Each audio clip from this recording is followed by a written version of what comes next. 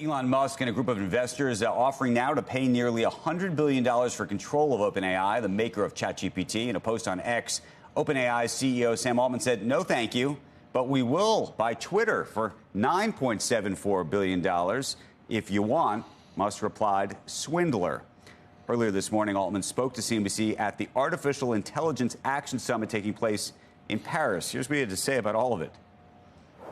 I think it's to slow down a competitor and try to catch up with his thing, but I don't really know. Yeah, but you know him well, right? To the degree anybody does. For insights on all this, I want to bring in Niki Christoff, CEO of Christoff & Company, a strategic consulting firm based in Washington, D.C. We've been batting around what is turning into quite the soap opera, Niki, and trying to think through some of the permutations here, which is to say this is a not-for-profit organization that obviously has this for-profit arm with the potential to try to turn the entirety of it into a for-profit firm eventually as part of a new fundraising round.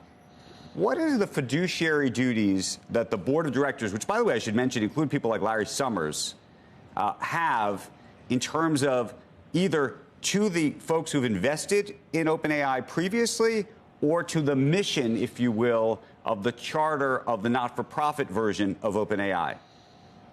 Well, good morning. Thanks for having me. So you're addressing, the unsolvable riddle, which is the governance structure of OpenAI. But I don't think we have to solve the riddle to know, as you said, what the board of directors has to do. Whether it's a nonprofit or a for-profit, they have a duty of care and a duty of loyalty to do the best by the organization. Brett Taylor, who is the chairman of this board, very well respected. He worked at Meta. He worked at Google. He was the co-CEO of Salesforce. He was also the chair of the board of Twitter when Elon had to take over a bit of that company. So he's very well positioned to evaluate this bid, and he is required to evaluate it, to take it seriously. So, but here's the other piece of this. So, and the question is, how seriously do you take it? If the company, the for-profit portion of the company, is already worth $157 billion, on its way to $300 billion, how would you take $100 billion seriously? Well, this is the thing, right? So what Elon is basically doing is throwing sand in the gears of the offer from SoftBank to invest in the company. So SoftBank valued it at, $260 billion. Elon is undercutting that, but he's doubling the offer of the investment. So, I mean, you're right. This is like sort of a Gordian knot of how do you think through the mission and what do they have to do? The truth is these companies, whether they're nonprofit or for-profit, we don't know what their finances look like. We don't know what an accurate valuation is. What we do know is that this is going to slow down that SoftBank offer. And it's also a thorn in the side of Sam Altman, as you could see from the clip you just showed. I'm imagining that there's, business judgment rule does allow the board, I don't want to say to do whatever they want, but gives them a lot of latitude. Yeah, I mean, they can do whatever they want in a sense, because although they're personally liable, you and I both know, almost never are boards of directors held personally liable for what they do. So I think that's right. They have an enormous amount of latitude, but they're also going to have a lot of pressure. Elon Musk, I'm sitting in Washington, D.C. He is unbelievably powerful in this moment in time. Sam has been coming to Washington regularly for the last several months, and they have to take Elon seriously. But you're right. They can basically do whatever they want because the likelihood of them having to pay a personal price is super, super low. Okay, so what are we even talking about then? I mean, right. The reason I ask that is it seems to me, and maybe I'm wrong, on the face of it, this seems like it's going nowhere fast. I think it's going nowhere fast, but it's slowing down SoftBank, and it's a huge distraction for OpenAI. We've got Meta, Microsoft through OpenAI, and Google. Then you have XAI and Grok. I'm on Twitter. I don't know if you've ever used Grok. I've never used the chatbot. This is Elon Musk's AI. I think he's feeling behind the curve. I think he wants to make a play for OpenAI, but do I think it's serious? I think he's serious, but I don't think it necessarily is something the board can accept.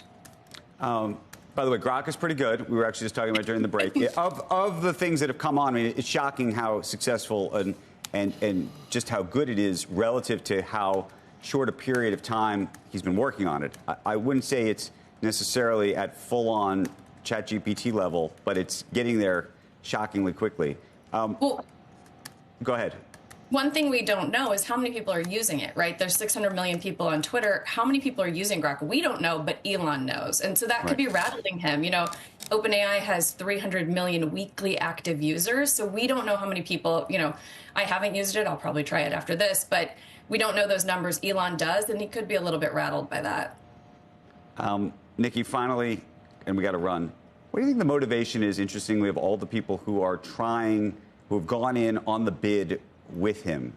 And the reason I ask what's the motivation, it may be to own it, but interestingly, if you talk to a lot of the folks who've spent money investing in things around Elon, including X, some of them have said, look, I'm investing in Elon in part because I want to be part of the ecosystem, which is to say, I may not make money on one thing, but I want to be able to get into, you know, the next round of SpaceX without getting diluted down. And if I don't get into this thing now, I may not have the other opportunity later.